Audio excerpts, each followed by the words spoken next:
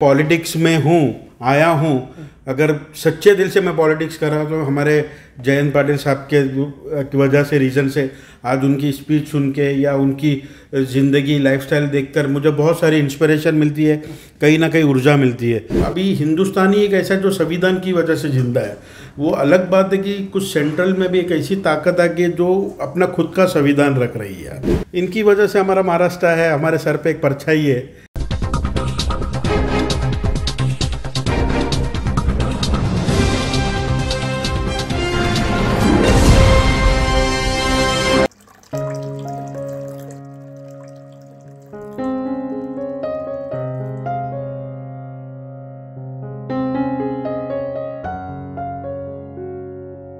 नमस्कार, मिरर महाराष्ट्र में आपका सहर्ष स्वागत है। राष्ट्रवादी कांग्रेस पार्टी के अध्यक्ष शरद पवार साहब देश के एक कद्दावर नेता हैं।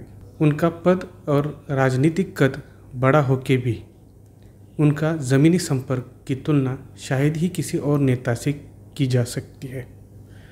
लोगों के साथ घुल मिलना उनका स्वभाव है और वही शायद उनके राजनीतिक सक्सेस का, यश का और उनके जो कद बड़ा होने का कारण है। उनका आदर्श देश के, महाराष्ट्र के काफ़ी सारे नेता अपने ज़मीनी संपर्क बढ़ाने को करते हैं। तो ऐसे ही एक शख्सियत से आज हम मिलने जा रहे हैं जो पवार साहब के ज़मीनी संपर्क का आदर्श रखते हुए, उनके आदर्शों का पालन करते हुए राष्ट्रवादी कांग्रेस पार्टी में आगे बढ़ रहे हैं। उनको भी पार्टी ने बड़ा पद और बड़ी जिम्मेदारी दी है, फिर भी उनका ज़मीनी संपर्क जो है वो सराहनीय है। चलिए आज हम मिलते हैं सलीम सारंग साहब से, जो एक उद्योजक भी है और उसके साथ साथ समाज सेवा में ज़मीनी काम करने में भी उनकी खासियत है। उनका आदर्श युवा पीढ़ी लेती है। तो आइए आज उनसे रूबरू कराते हैं सलीम सारंग साहब से।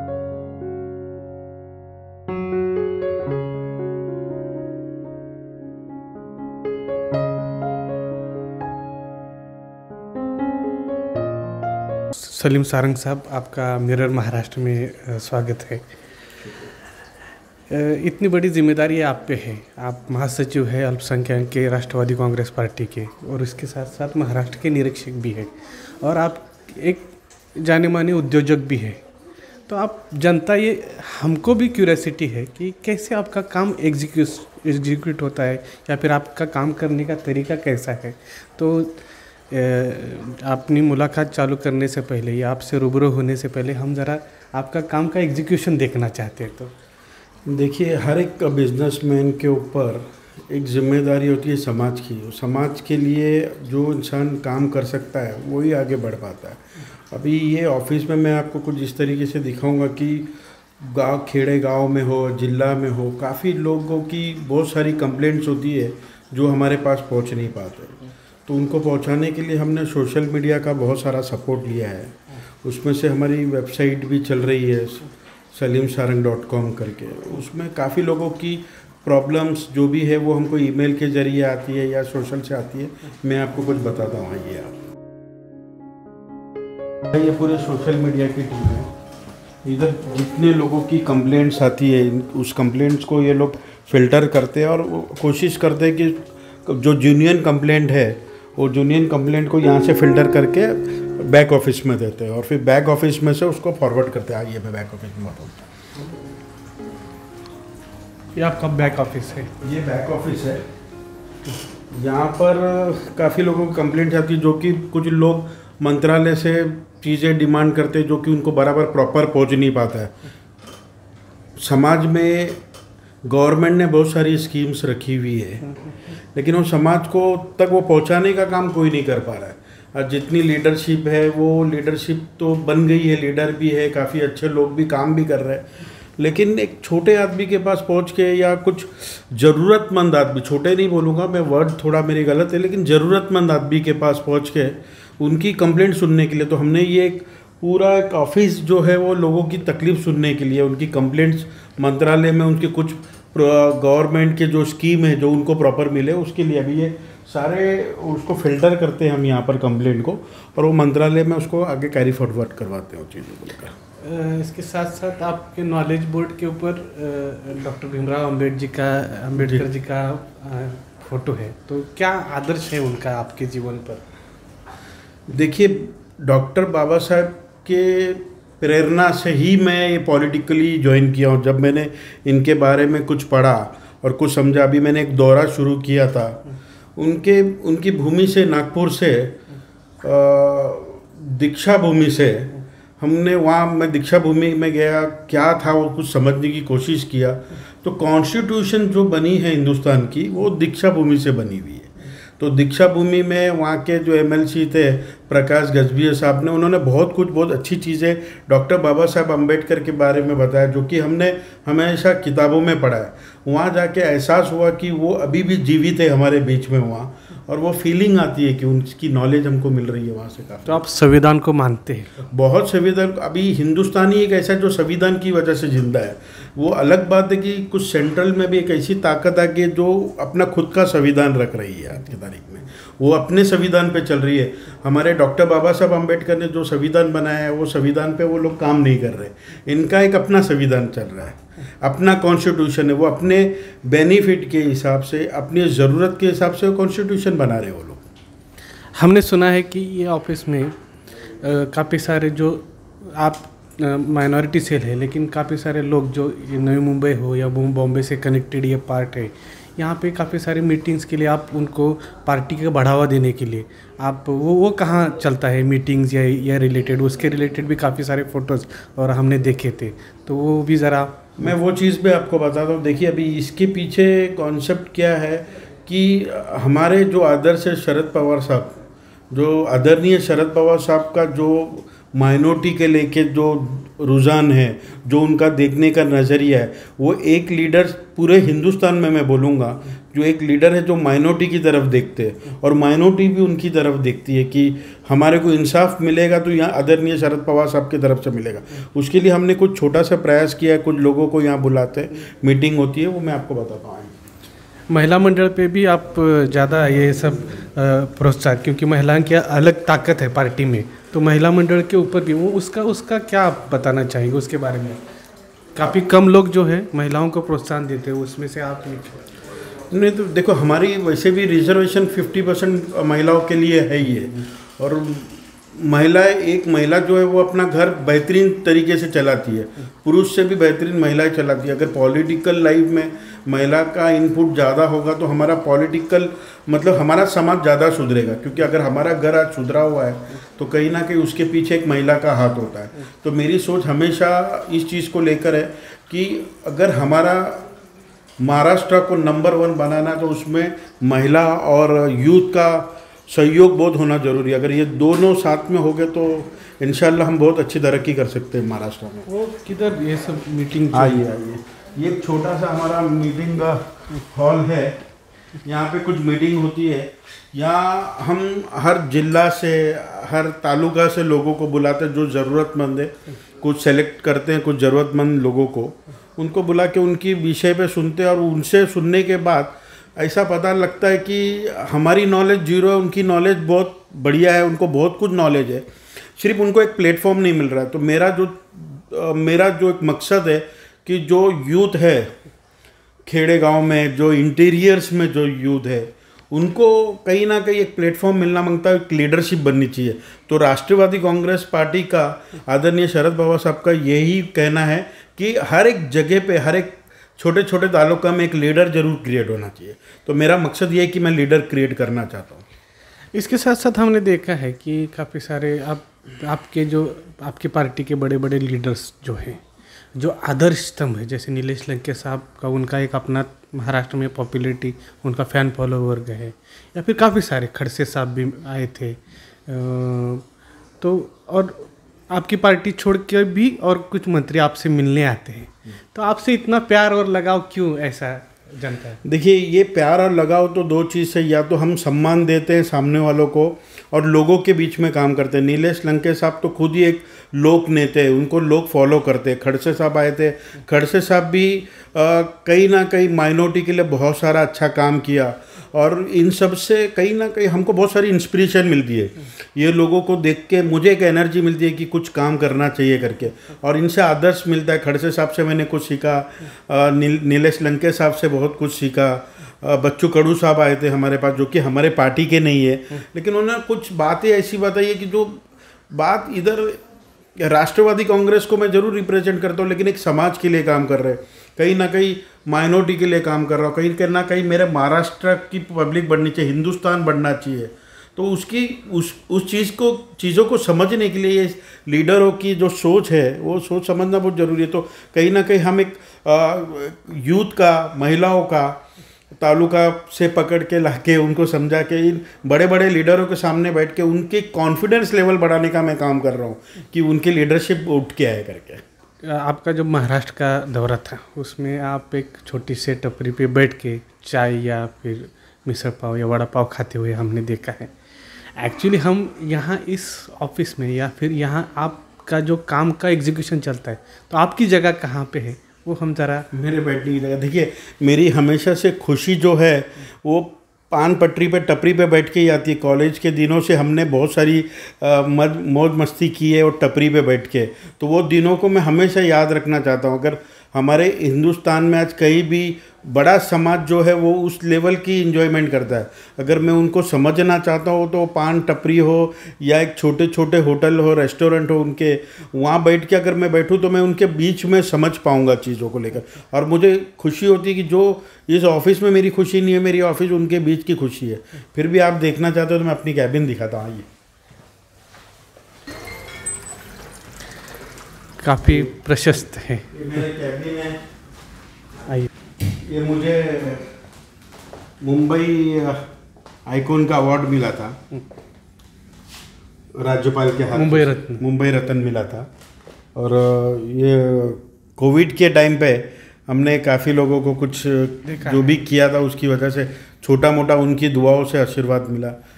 ये मेरे आदर्श है हमारे जयंत पाटिल साहब।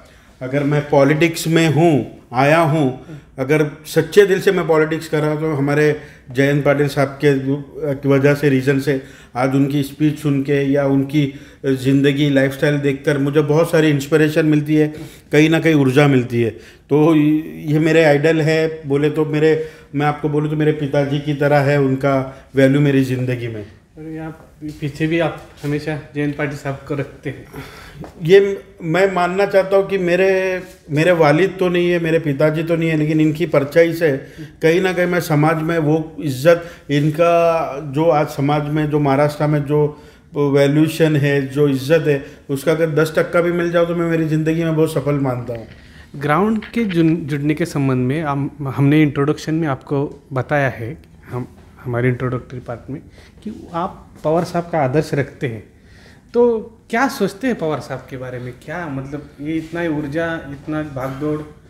देखिए, पवार साहब का हमारे पवार साहब की मैं आपको अगर बात बोलना चाहूँ तो ये 1980 से हम 80s के बच्चे हैं। नवी मुंबई में जब छोटा सा एक सेक्टर 9 करके इलाका है, JN1 करके एक रेसिडेंशियल कॉम्प्लेक्स, उसमें हम रहते थे। और उस वक्त में पवार साहब, मेरे वालिद मेरे जो पिताजी थे, इंडस्ट्री सेटअप में रामराव आदि हमारे इंडस्ट्रियल मिनिस्टर थे वो टाइम पे। तो वो टाइम पर हम पिताजी के साथ उस टाइम पे उनके पास चले गए थे, तो पवार साहब से भी मुलाकात हुई थी। तो वो टाइम पे उन्होंने मुझे बोला था, जब भी आप अपने मन की बात करो, जो तुमको मोटिवेट करता है, तुम्हारा खुद का कॉम्पिटिटर तुम खुद हो। और वो उस वक्त में 8-9 साल का हुआ करता था, तो वो आज भी मेरे दिमाग में बात है। उस वक्त से लेके आज तक मैं उनको फॉलो करता हूँ। और एक गूज़बम, मतलब उनका नाम लेते ही मेरे को गूज़बम आ जाता है। मतलब कि एक वो ऐसी है कि एक भगवान वाली फीलिंग है, ऊपर वाली फीलिंग है कि हमारे साथ उनको रहने की वजह से महाराष्ट्र में जो संतुलित वातावरण चल रहा है, हालांकि सेंटर से हमारे को बहुत सारी डिस्टर्बेंस है, इनकी वजह से हमारा महाराष्ट्र है, हमारे सर पे एक परछाई है, उनके आदर्श पे चलना। तो ग्राउंड लेवल का अटैचमेंट उनकी इंस्पायरेशन है? बिल्कुल उनकी इंस्पायरेशन है कि जिस तरीके से उन्होंने अपना वर्क शुरू किया, ही इज़ लाइक आइडल। वो मेरे एक आइडलों में से एक है। तो उनको देखते हुए ग्राउंड से जब अब इंटरव्यू में यहाँ बैठ के हम ये ऑफिस में बैठ के लोगों को नहीं समझ पाएंगे। उनको समझने के लिए हमको ग्राउंड में जाना पड़ेगा, उनके बीच में बैठना पड़ेगा। लेकिन मैंने ऐसा देखा कि ग्राउंड में जब हम जा रहे तो उनके पास मान सम्मान हमसे कहीं ज़्यादा है, कई उनकी सोच उनकी कल्पना हमसे कहीं ज़्यादा है। लेकिन डिफरेंस क्या है, हम सिटी में बैठे हुए, नवी मुंबई में बैठे, वो इंटीरियर में बैठे, तो हमारी सोच ये कि हम बड़े, लेकिन कोई भी हिसाब किताब में ना तो पैसे में भी हम उनसे बड़े नहीं है। सिर्फ हमारा क्या इधर तो कहीं ना कहीं अपने आप को प्रेजेंटेशन स्ट्रांग है, वो प्रेजेंटेशन नहीं है, लेकिन इंसानियत के नाते जो प्यार मोहब्बत उधर मिलता है वो यहाँ नहीं मिलता है। वो चीज़ गांव में ही मिलती है, गांव की मिट्टी में जो खुशबू है वो यहाँ नहीं है। वो चीज़ को लेकर आपको काफ़ी बार मैंने काफ़ी आपका इंटरव्यू लिया है, उसमें विरोधियों के ऊपर काफ़ी आक्रामक रूप से हमला करते हुए हमने देखा है। तो ये शेर का चित्र जो है वो आक्रामकता की प्रतीक मानते हैं? नहीं, tiger is back is my tagline, ये मेरी टैगलाइन है। और आक्रामक बोले तो क्या, ये जब तक उसको आक्रमण नहीं करता जो इसको छेड़ता नहीं है। टाइगर उसको आक्रमण करना ही चाहता है कि जो उसको छेड़ दे करके। अभी रही बात आज जो चल रहा है हमारे इधर में, हमारे गांधी जी ने के 3 सिद्धांत है जो कि मैंने पिछली बार भी कहा था, बुरा मत देखो, बुरा मत बोलो, बुरा मत सोचो। ये 3 बंदर थे उनके, उस तरीके से बनाया गया था। लेकिन आज ये गवर्नमेंट ने नया बोल दिया, जो भी सच मत बोलो, सच मत देखो, सच मत सुनो। जो इंसान अगर सच बोलने की कोशिश करता है इनके बारे में, गरीबी की बात करे, कोई इनके करप्शन की बात करे, जिस मुद्दे पे ये लोग आए थे सत्ता में करप्शन को लेकर, इन लोग भूख हड़ताल करते हुए एक बोगस, इन्होंने दिल्ली में एक टीम बनाई थी बोगस, केजरीवाल साहब को लेकर, अन्ना हजारे को साहब को लेकर एक आंदोलन छेड़ा था करप्शन के लिए। आज करप्शन सिर्फ ऑपोजिशन लीडर के पास है, ऐसा कैसा हो सकता है? जिसके पास पावर है उधर भी तो देखो ना, कभी भी सीबीआई हो, ईडी हो, वो रूलिंग वाले के पास नहीं जाती है, वो सारे ऑपोजिशन के पास आती है। और अच्छा, ऑपोजिशन भी किसके पास आती है? जिसके जो अभी जैसा महाराष्ट्र गवर्नमेंट है उनके अगेंस्ट में यहाँ गवर्नमेंट बना है, तो यहाँ के लीडरों को अगर उन्होंने कुछ सच्चाई जाहिर किया तो उनके ऊपर एक एलिगेशंस लगा के 20-20 साल पुराना मुद्दे पे उठा के उनको कहीं ना कहीं फंसाया जाता है। अभी किस तरीके से लोगों ने रूल्स एंड रेगुलेशन को बदला है। सुबह 6 बजे किसी के घर पे जाते बिना नोटिस लिए हुए, ना कानूनी तरीके से ये उनको अरेस्ट नहीं करते, कुछ नहीं करते, सीधा उठा के लेके चले जाते हैं। बाद में बोलते तुम्हारे पे ये गुनाह है, अब तुम्हारे को हमने अरेस्ट किया है। इस तरीके से कभी भी किसी के घर पे सुबह बिफोर सनलाइट कोई जाता नहीं है ना। आफ्टर सनलाइट और बिफोर सनलाइट एक मैजिस्ट्रेट का ऑर्डर लेके जाना चाहिए इनको, उनके पास ऑर्डर नहीं था। और वहाँ जाके उन्होंने जो उनकी कॉपी जो बनाई है अभी नवाब मलिक साहब को अरेस्ट करने के लिए, वो टाइम में उन्होंने बनाया कि he was a revenue minister, कभी बोल देंगे होम मिनिस्टर है। अभी थोड़े दिन में उन लोग बोलने वाले he was a chief minister. अभी इन्होंने जो लिखा हमको मानना ही पड़ेगा कि नवाब मलिक साहब तो चीफ मिनिस्टर थे, हालांकि जो उनको दावा किया गया वो पोस्ट उनके पास थी नहीं। और इतने साल में तो आप इंक्वायरी करना चाहिए, आपको प्रॉपर इंक्वायरी करो। आपने उनको अरेस्ट नवाब मलिक साहब को सिर्फ इसीलिए किया गया है कि उन्होंने समीर वानखड़े के खिलाफ बात किया कि जिस तरीके से ब्लैकमेलिंग का बिजनेस चल रहा था, जिस तरीके से किसी को भी करोड़पतियों के लोगों को उठाना, उनको बोगस केस बनाने की बात करना, अगर उन्होंने रैंडमली अगर कुछ हिसाब किताब कर दिया तो उनको छोड़ दिया जाता है। जिसने नहीं किया उनको या तो पॉपुलैरिटी पे आना है, पेज 3 पे आना, टीवी पे एडवर्टाइजमेंट, हर न्यूज़ में कवर करना, इसीलिए चाहिए आपको। जब किसी ने एक्सपोज किया तो उसको ही आपने बना के डाल दिया। मतलब अपोजिशन को एक दबाने की कोशिश है, क्योंकि काफ़ी सारे उनके जो नेता हैं जो कांग्रेस से या एनसीपी से वहाँ गए हैं, वो मीडिया के सामने भी उन्होंने बोला कि हम रिलैक्स फील करते हैं कि हमारे ऊपर कोई चार्जेस नहीं आते क्योंकि हम बीजेपी में हैं। तो ये रियलिटी आप मानते हैं इसको? अब अगर पब्लिक को थोड़ा होश आए, हम उनके कुछ तो माया जाल से अगर बीजेपी की पब्लिक बाहर निकलना चाहती है, सच्चाई देखना चाहती है, तो सच्चाई ये है कि जो लोग उनके पास गए कभी ना कभी उस लोगों को इन्होंने एलिगेशंस लगाया था, इन पे करप्शन का चार्जेस लगाया था।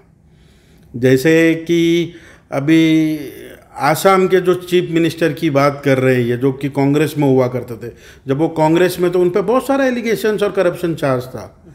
अब बीजेपी में जाते ही उनकी एक सफाई हो गई निरमा वॉशिंग पाउडर से, वो एकदम क्लीन हो गए, उन पर करप्शन नहीं आता। करप्शन सिर्फ ऑपोजिशन पे आता है, वो भी वहाँ आता है जहाँ इनकी गवर्नमेंट नहीं है, उस सीएम को या उधर के मिनिस्टरों पे ये लोग करप्शन करते हैं। तो मतलब एक सिंपल चीज़ है, या तो एमएलए को खरीदा जाए, जिस तरीके से गोवा में हुआ, पैसे की बल में एमएलए को हमने सबको खरीद के अपने लोगों की दी हुई मैंडेट का मजाक उड़ाया। लोगों ने उनको, कांग्रेस को उस वक्त वोट दिया था एमएलए को, उनको खरीद के अपने बीजेपी का बना दिया। कहीं ना कहीं गुजरात में गवर्नमेंट के पास ज़्यादा पावर नहीं थी, 19-20 पे चल रहा था, 20 के 20 एमएलए लेके आए। मध्य प्रदेश में गवर्नमेंट पैसे के बल से गिरा दी, एमएलए खरीदा गया। ये सब स्विच, पहली बात तो ये कानून होना मांगता है कि जिस पार्टी के सिंबल पे ये जीत के आए वो सिंबल से बदलना नहीं चाहिए, इनको जाना नहीं चाहिए। पब्लिक ने इनको उस सिंबल पे वोट दिया है, उस सिंबल से जीत के आने के बाद ये लोग पार्टी शिफ्ट कर बीजेपी के पास चले जाते हैं, और बीजेपी भी हंसते हंसते इनको अपना लेती है। और जहाँ बिकता नहीं है कोई, उसके पास ईडी आती है। बिकाऊ लोगों के पास ईडी नहीं आ रही, लेकिन जो बिकता नहीं है ईडी आती। पब्लिक को ये समझना मांगता है कि लोग बोल रहे हैं कि इन्होंने करप्शन किया होगा, वो किया होगा। पब्लिक को ये समझना मांगता है ईडी आज की तारीख में उस पॉलिटिशियन के पास जा रही है जो बिक नहीं रहा है। क्यों बीजेपी के पास नहीं जा रही है? 70 साल कांग्रेस ने पार्टी रूल किया है, हिंदुस्तान को रूल किया है। आज 70 साल में उनका बैलेंस शीट देख लो ना। 70 साल रूल करने के बाद उनके पास कितने करोड़ का टर्नओवर होना चाहिए? आज 7 साल के अंदर बीजेपी 5,000 करोड़ के ऊपर की टर्नओवर लेके बैठती है। एक ऐसे ही बड़े फिगर है। आज कांग्रेस के पास 500 करोड़ नहीं है। तो ये 7 साल में 500 का 5,000 करोड़ को, या पब्लिक ये बात का तो क्वेश्चन करना चाहिए, जवाब पूछना चाहिए लोगों से कि भाई ये तुमने इतना पैसा लाया किधर से? आज इसके अंदर आप कोरोना काल में, कोरोना की बीमारी में, इनके पास बसेस को, पैसेंजर को पैसा देने के नहीं था, अचानक इन्होंने लॉकडाउन लगा दिया, पैसे नहीं थे इनके पास। आज प्रचार करने के बाद तुम्हारे पास रथ के रथ निकल रही है, पार्टियाँ बस निकल रही है। तुम जब अपनी पार्टी के लिए, इलेक्शन के लिए इतनी बस लाते हो, तो कोरोना के टाइम पे एक लेबरर जो रोड पे था उनका क्या? उनको कौन देखेगा? नहीं, उस टाइम पे इनके पास पैसा नहीं था। ट्रेन चालू किया तो उन्होंने बोला स्टेट गवर्नमेंट को पैसा देना चाहिए। क्यों सेंट्रल गवर्नमेंट क्यों नहीं देगी? आज सेंट्रल गवर्नमेंट के प्राइम मिनिस्टर, आदरणीय प्राइम मिनिस्टर जो हमारे हैं, वो हिंदुस्तान के, उनको इलेक्शन में जाना नहीं चाहिए प्रचार में, लेकिन वो लगातार हर स्टेट में एक प्राइम मिनिस्टर बोल के जाते हैं। वो जब प्राइम मिनिस्टर बनने के बाद कोई पार्टी का लीडर नहीं होता है, वो हिंदुस्तान के लीडर है, लेकिन प्रचार में तो जाते हैं। इस तरीके से मतलब कॉन्स्टिट्यूशन को तो मतलब अपने पास सब तरीके से तोड़ दिया है। जो कॉन्स्टिट्यूशन की बात करेगा ना, वो रॉन्ग है। तो इस वक्त मेरा बोलना ऐसा है कि डॉक्टर बाबा साहेब अम्बेडकर साहब की राह पे चलने वाले लोगों का आना बहुत जरूरी है पॉलिटिक्स में, अगर कॉन्स्टिट्यूशन को जिंदा रखना है तो।